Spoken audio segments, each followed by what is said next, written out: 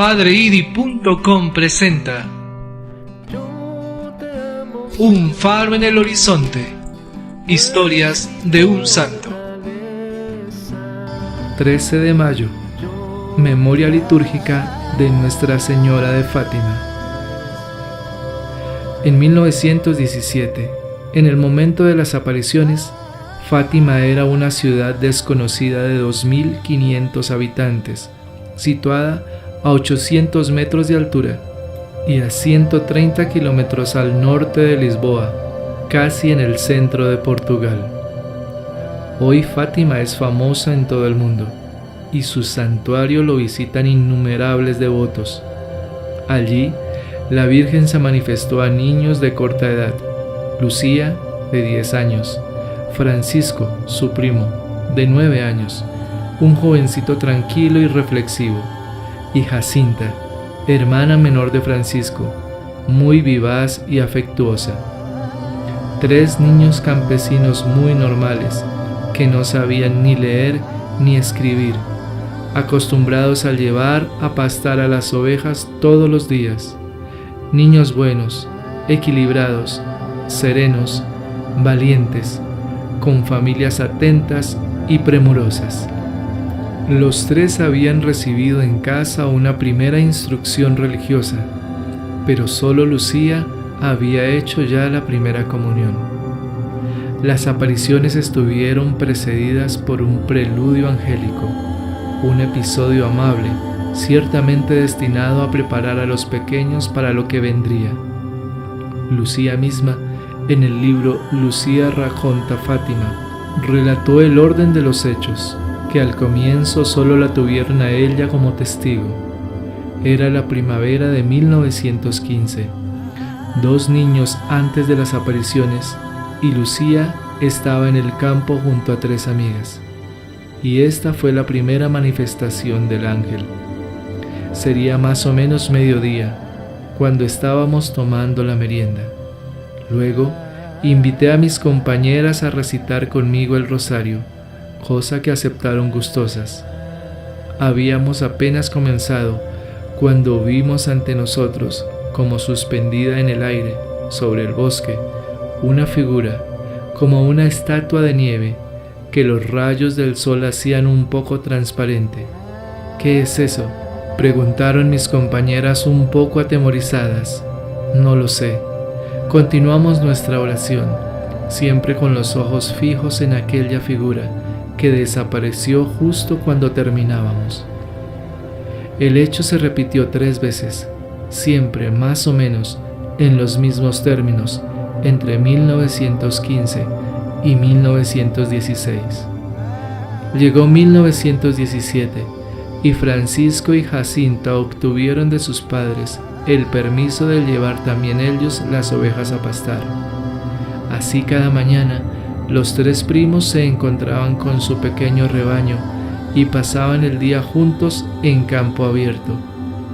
Una mañana fueron sorprendidos por una ligera lluvia y para no mojarse se refugiaron en una gruta que se encontraba en medio de un olivar.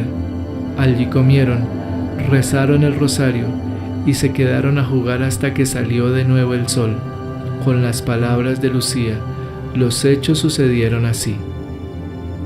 Entonces un viento fuerte sacudió los árboles y nos hizo levantar los ojos. Vimos entonces que sobre el olivar venía hacia nosotros aquella figura de la que ya he hablado. Jacinta y Francisco no la habían visto nunca y yo no les había hablado de ella. A medida que se acercaba, podíamos ver sus rasgos. Era un joven de 14 o 15 años, más blanco que si fuera de nieve. El sol lo hacía transparente, como de cristal, y era de una gran belleza. Al llegar junto a nosotros dijo: «No tengan miedo, soy el ángel de la paz, oren conmigo». Y arrodillado en la tierra, inclinó la cabeza hasta el suelo y nos hizo repetir 3 veces estas palabras: «Dios mío, yo creo, adoro, espero y te amo. Te pido perdón por los que no creen, no adoran, no esperan y no te aman. Luego, levantándose, dijo: Oren así: los corazones de Jesús y María están atentos a la voz de sus súplicas. Sus palabras se grabaron de tal manera en nuestro espíritu que jamás las olvidamos, y desde entonces pasábamos largos periodos de tiempo prosternados, repitiéndolas hasta el cansancio. En el prefacio al libro de Lucía, el padre Antonio María Martins anota con mucha razón que la oración del ángel es de una densidad teológica tal que no pudo haber sido inventada por unos niños carentes de instrucción. Ha sido ciertamente enseñada por un mensajero del Altísimo. Continúa el estudioso. Expresa actos de fe, adoración, esperanza y amor a Dios uno y trino. Durante el verano el ángel se presentó una vez más a los niños, invitándolos a ofrecer sacrificios al Señor por la conversión de los pecadores y explicándoles que era el ángel custodio de su patria, Portugal. Pasó el tiempo y los 3 niños fueron de nuevo a orar a la gruta, donde por primera vez habían visto al ángel. De rodillas, con la cara hacia la tierra, los pequeños repiten la oración que les enseñó cuando sucede algo que llama su atención. Una luz desconocida brilla sobre ellos. Lucía lo cuenta así: nos levantamos para ver qué sucedía y vimos al ángel, que tenía en la mano izquierda un cáliz, sobre el que estaba suspendida la hostia, de la que caían algunas gotas de sangre adentro del cáliz. El ángel dejó suspendido el cáliz en el aire, se acercó a nosotros y nos hizo repetir 3 veces: Santísima Trinidad, Padre, Hijo y Espíritu Santo, yo te ofrezco el preciosísimo cuerpo, sangre, alma y divinidad de Jesucristo. Luego se levantó, tomó en sus manos el cáliz y la hostia, me dio la hostia santa y el cáliz lo repartió entre Jacinta y Francisco. El ángel no volvió más. Su tarea había sido evidentemente la de preparar a los niños para los hechos grandiosos que les esperaban y que tuvieron inicio en la primavera de 1917, 4º año de la guerra, que vio también la revolución bolchevique. El 13 de mayo era domingo anterior a la Ascensión. Lucía, Jacinta y Francisco habían ido con sus padres a misa. Luego habían reunido sus ovejas y se habían dirigido a Cova da Iria, un pequeño valle a casi 3 kilómetros de Fátima, donde los padres de Lucía tenían un cortijo con algunas encinas y olivos. Aquí, mientras jugaban, fueron asustados por un rayo que surcó el cielo azul. Temiendo que estallara un temporal, decidieron volver, pero en el camino de regreso otro rayo los sorprendió, aún más fulgurante que el primero. Dijo Lucía: a los pocos pasos vimos sobre una encina a una señora, toda vestida de blanco, más brillante que el sol, que irradiaba una luz más clara e intensa que la de un vaso de cristal lleno de agua cristalina, atravesada por los rayos del sol más ardiente. Sorprendidos por la aparición, nos detuvimos. Estábamos tan cerca que nos vimos dentro de la luz que la rodeaba o que ella difundía, tal vez a 1,5 metros de distancia, más o menos. La señora habló con voz amable y pidió a los niños que no tuvieran miedo, porque no les haría ningún daño. Luego los invitó a venir al mismo sitio durante 6 meses consecutivos, el día 13 a la misma hora, y antes de desaparecer, elevándose hacia el oriente, añadió: reciten la corona todos los días para obtener la paz del mundo y el fin de la guerra. Los 3 habían visto a la señora, pero solo Lucía había hablado con ella. Jacinta había escuchado todo, pero Francisco había oído solo la voz de Lucía. Lucía precisó después que las apariciones de la Virgen no infundían miedo o temor, sino solo sorpresa. Se habían asustado más con la visión del ángel.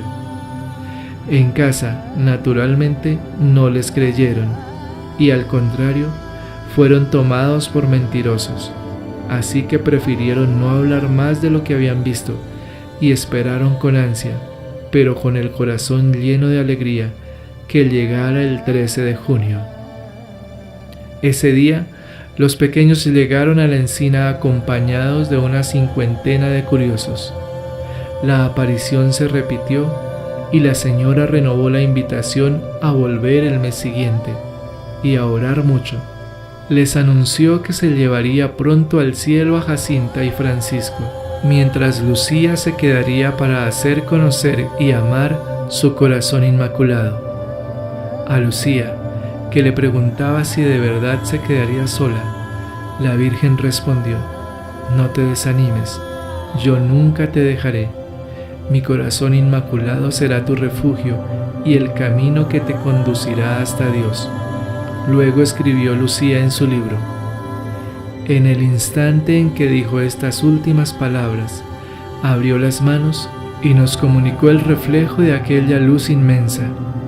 En ella nos veíamos como inmersos en Dios. Jacinta y Francisco parecían estar en la parte de la luz que se elevaba al cielo y yo en la que se difundía sobre la tierra. En la palma de la mano derecha de la Virgen había un corazón rodeado de espinas que parecían clavarse en él. Comprendimos que era el corazón inmaculado de María, ultrajado por los pecados de la humanidad y que pedía reparación. Cuando la Virgen desapareció hacia el oriente, todos los presentes notaron que las hojas de las encinas se habían doblado en esa dirección. También habían visto el reflejo de la luz que irradiaba la Virgen sobre el rostro de los videntes y cómo los transfiguraba. El hecho no pudo ser ignorado. En el pueblo no se hablaba de otra cosa. Naturalmente, con una mezcla de maravilla e incredulidad. La mañana del 13 de julio, cuando los 3 niños llegaron a Cova de Iría, encontraron que los esperaban al menos 2000 personas. La Virgen se apareció a mediodía y repitió su invitación a la penitencia y a la oración. Solicitada por sus padres, Lucía tuvo el valor de preguntarle a la señora quién era, y se atrevió a pedirle que hiciera un milagro que todos pudieran ver, y la señora prometió que en octubre diría quién era y lo que quería, y añadió que haría un milagro que todos pudieran ver y que los haría creer. Antes de alejarse, la Virgen mostró a los niños los horrores del infierno. Esto, sin embargo, se supo muchos años después, en 1941, cuando Lucía, por orden de sus superiores, escribió las memorias recogidas en el libro ya citado. En ese momento, Lucía y sus primos no hablaron de esta visión, en cuanto hacía parte de los secretos confiados a ellos por la Virgen, cuya tercera parte aún se ignora. Y dijo que la guerra estaba por terminar, pero que si los hombres no llegaban a ofender a Dios, bajo el pontificado de Pío XII estaría una peor. Cuando vean una noche iluminada por una luz desconocida, sabrán que es el gran signo que Dios les da de que está por castigar al mundo a causa de sus crímenes, por medio de la guerra, del hambre y de la persecución a la Iglesia y al Santo Padre. Para impedirla, quiero pedirles la consagración de Rusia a mi corazón inmaculado y la comunión reparadora los primeros sábados. Si cumplen mi petición, Rusia se convertirá y vendrá la paz. Si no, se difundirán en el mundo sus horrores, provocando guerras y persecuciones a la Iglesia. Al final, mi corazón inmaculado triunfará. El Santo Padre me consagrará a Rusia, que se convertirá, y se le concederá al mundo un periodo de paz. Después de esta aparición, Lucía fue interrogada de modo muy severo por el alcalde, pero no reveló a ninguno los secretos confiados por la Virgen. El 13 de agosto, la multitud en Cova era innumerable. Los niños, sin embargo, no llegaron. A mediodía en punto, sobre la encina, todos pudieron ver el relámpago y la pequeña nube luminosa. La Virgen no había faltado a su cita. ¿Qué había sucedido? Los 3 pastorcitos habían sido retenidos lejos del lugar de las apariciones por el alcalde, que con el pretexto de acercarlos en auto, los había llevado a otro lado, a la casa comunal, y los había amenazado con tenerlos prisioneros si no le revelaban el secreto. Ellos callaron y permanecieron encerrados. Al día siguiente hubo un interrogatorio con todas las de la ley y con otras amenazas, pero todo fue inútil. Los niños no abandonaron su silencio. Finalmente liberados, los 3 pequeños fueron con sus ovejas a Cova de Iría el 19 de agosto, cuando de repente la luz del día disminuyó. Oyeron el relámpago y la Virgen apareció. Pidió a los niños que recitaran el rosario y se sacrificaran para redimir a los pecadores. Pidió también que se construyera una capilla en el lugar. Los 3 pequeños videntes, profundamente golpeados por la aparición de la Virgen, cambiaron gradualmente de carácter. No más juegos, sino oración y ayuno. Además, para ofrecer un sacrificio al Señor, se prepararon con un cordel 3 cilicios rudimentarios que llevaban debajo de los vestidos y los hacían sufrir mucho, pero estaban felices porque ofrecían sus sufrimientos por la conversión de los pecadores. El 13 de septiembre, Cova estaba atestada de personas arrodilladas en oración, más de 20.000. A mediodía el sol se veló y la Virgen se apareció acompañada de un globo luminoso. Invitó a los niños a orar, a no dormir con los cilicios, y repitió que en octubre se daría un milagro. Todos vieron que una nube cándida cubría a la encina y a los videntes. Luego reapareció el globo y la Virgen desapareció hacia oriente, acompañada de una lluvia, vista por todos, de pétalos blancos que se desvanecieron antes de tocar tierra. En medio de la enorme emoción general, nadie dudaba que la Virgen en verdad se había aparecido. El 13 de octubre es el día del anunciado milagro. En el momento de la aparición se llega a un clima de gran tensión. Llueve desde la tarde anterior. Cova de Iría es un enorme charco, pero no obstante, miles de personas pernoctan en el campo abierto para asegurar un buen puesto.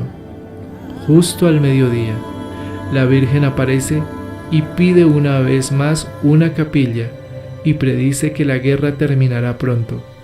Luego alza las manos y Lucía siente el impulso de gritar que todos miren al sol. Todos vieron entonces que la lluvia cesó de golpe, las nubes se abrieron y el sol se vio girar vertiginosamente sobre sí mismo, proyectando haces de luz de todos los colores y en todas direcciones. Una maravillosa danza de luz que se repitió 3 veces. La impresión general, acompañada de enorme estupor y preocupación, era que el sol se había desprendido del cielo y se precipitaba a la tierra. Pero todo vuelve a la normalidad y la gente se da cuenta de que los vestidos, poco antes empapados por el agua, ahora están perfectamente secos. Mientras tanto, la Virgen sube lentamente al cielo en la luz solar, y junto a ella, los 3 pequeños videntes ven a San José con el niño. Sigue un enorme entusiasmo. Las 60.000 personas presentes en Cova de Iría tienen un ánimo delirante. Muchos se quedan a orar hasta bien entrada la noche. Las apariciones se concluyen y los niños retoman su vida de siempre, a pesar de que son asediados por la curiosidad y el interés de un número siempre mayor de personas. La fama de Fátima se difunde por el mundo. Entre tanto, las predicciones de la Virgen se cumplen. Al final de 1918, una epidemia golpea a Fátima y mina el organismo de Francisco y Jacinta. Francisco muere santamente en abril del año siguiente como consecuencia del mal, y Jacinta en 1920, después de muchos sufrimientos y de una dolorosísima operación. En 1921, Lucía entra en un convento y en 1928 pronuncia los votos: será Sor María Lucía de Jesús. Se sabe que luego de concluir el ciclo de Fátima, Lucía tuvo otras apariciones de la Virgen, en 1923, 1925 y 1929, que le pidió la devoción de los primeros sábados y la consagración de Rusia. En Fátima las peticiones de la Virgen han sido atendidas. Ya en 1919 fue erigida por el pueblo una primera modesta capilla. En 1922 se abrió el proceso canónico de las apariciones y el 13 de octubre de 1930 se hizo pública la sentencia de los juicios encargados de valorar los hechos. Las manifestaciones ocurridas en Cova da Iria son dignas de fe y en consecuencia se permite el culto público a la Virgen de Fátima. También los papas, de Pío XII a Juan Pablo II, estimaron mucho a Fátima y su mensaje. Movido por una carta de Sor Lucía, Pío XII consagraba el mundo al corazón inmaculado de María el 31 de octubre de 1942. Pablo VI hizo referencia explícita a Fátima con ocasión de la clausura de la tercera sesión del Concilio Vaticano II. Juan Pablo II fue personalmente a Fátima el 12 de mayo de 1982. En su discurso agradeció a la Madre de Dios por su protección justamente un año antes, cuando se atentó contra su vida en la plaza de San Pedro. Con el tiempo, se han construido en Fátima una grandiosa basílica, un hospital y una casa para ejercicios espirituales. Junto a Lourdes, Fátima es uno de los santuarios marianos más importantes y visitados del mundo. En el tránsito del segundo al tercer milenio, Juan Pablo II ha decidido hacer público el texto de la tercera parte del Secreto de Fátima. Tras los dramáticos y crueles acontecimientos del siglo XX, uno de los más cruciales en la historia del hombre, culminado con el cruento atentado al dulce Cristo en la tierra, se abre así un velo sobre una realidad que hace historia y la interpreta en profundidad según una dimensión espiritual a la que la mentalidad actual, frecuentemente impregnada de racionalismo, es refractaria. Apariciones y signos sobrenaturales salpican la historia, entran en el vivo de los acontecimientos humanos y acompañan el camino del mundo, sorprendiendo a creyentes y no creyentes. Estas manifestaciones, que no pueden contradecir el contenido de la fe, deben concluir hacia el objeto central del anuncio de Cristo, el amor del Padre que suscita en los hombres la conversión y da la gracia para abandonarse a Él con devoción filial. Este es también el mensaje de Fátima, que con un angustioso llamamiento a la conversión y a la penitencia, impulsa en realidad hacia el corazón del Evangelio. Fátima es sin duda la más profética de las apariciones modernas, la primera y la segunda parte del secreto, que se publican en este orden por integridad de la documentación, se refieren sobre todo a la aterradora visión del infierno, la devoción al corazón inmaculado de María, la Segunda Guerra Mundial y la previsión de los daños ingentes que Rusia, en su defección de la fe cristiana y en la adhesión al totalitarismo comunista, provocaría a la humanidad. Nadie en 1917 podía haber imaginado todo esto. Los tres pastorcitos de Fátima ven, escuchan, memorizan y Lucía la testigo que ha sobrevivido, lo pone por escrito en el momento en que recibe la orden del obispo de Leira y el permiso de Nuestra Señora. Por lo que se refiere a la descripción de las 2 primeras partes del secreto, por lo demás ya publicado y por tanto conocido, se ha elegido el texto escrito por Sor Lucía en la tercera memoria el 31 de agosto de 1941. Después añade alguna anotación en la cuarta memoria, el 8 de diciembre de 1941. La tercera parte del secreto fue escrita por orden de Su Excelencia el Obispo de Leira y de la Santísima Madre, el 3 de enero de 1944. Una indicación para la interpretación de la tercera parte del secreto la había ya insinuado Sor Lucía en una carta al Santo Padre del 12 de mayo de 1982.